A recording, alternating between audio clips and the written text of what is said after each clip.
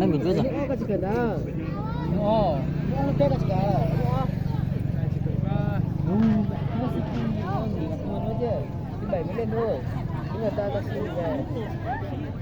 Mẹ sinh vẫn trừ điểm như nhau thì sinh là cái chỗ gì Đúng rồi nhỉ.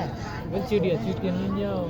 Ta nên để mà mình ta phải là bầu rất là nhỏ cũng nhìn chứ cũng nó trăm buổi rồi. Nhớ. Thế thì thử đó là nó cũng nghỉ 4 buổi là 500 buổi đây mình đang có chơi đi hỏi buổi nha. Thì cũng không đến đâu. hôm nay trời chiều mà phải trời chiều Đúng là thầy giáo luôn nằm ở thầy có quay. cháu mới có quay thở đúng không Hả? thì có máy gọi là trời chiều muốn chịu dưới nữa. Thế gì nè là Như chị nè khỏi mỹ em. nào iPhone là chùa cái chị không có iPhone đi mua cái này. Mua sang dùng ấy. Thì iPhone đó.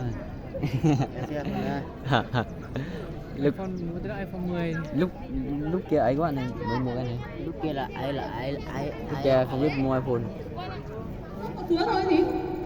Thắng một à?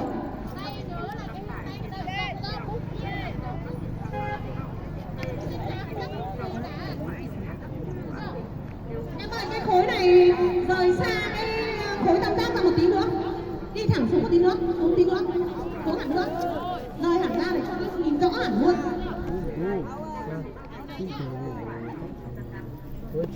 tao có chia cái nguồn luôn Các bạn cố gắng nhá. Của chúng ta chuẩn bị hết pin rồi đấy. Nên là bài này chúng ta thực hiện một lượt ok nhá.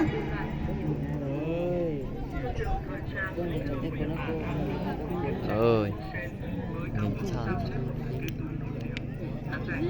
à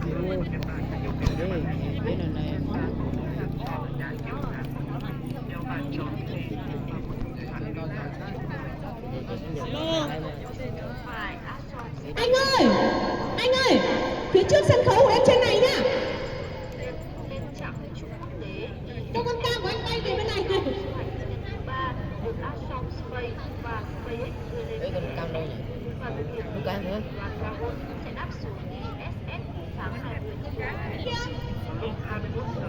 cam này mua bao nhiêu nhỉ? Tại bên kia. Nếu mà anh ơi, có quay được không? Hay là vẫn tối? Quay từ bên đấy luôn hả? Anh Bình ơi, quay từ bên này luôn hả? Tối, quay bên này nó Không mới có sáng. thật. Thế thì quay về đây. Các bạn chạy được không? Chạy được đội hình không? Hôn nhờ Bình. Đã chạy thử một tí được không? Anh ấy chưa cần quay đâu, cho chạy mạng một lượt để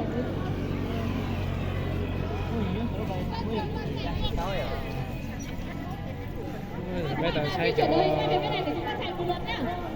bé tao say rồi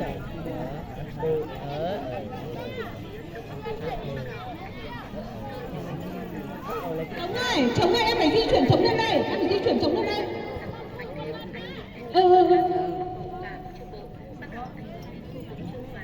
Ta thử thôi. Bạn nữ này đứng xa các em ơi. Rồi.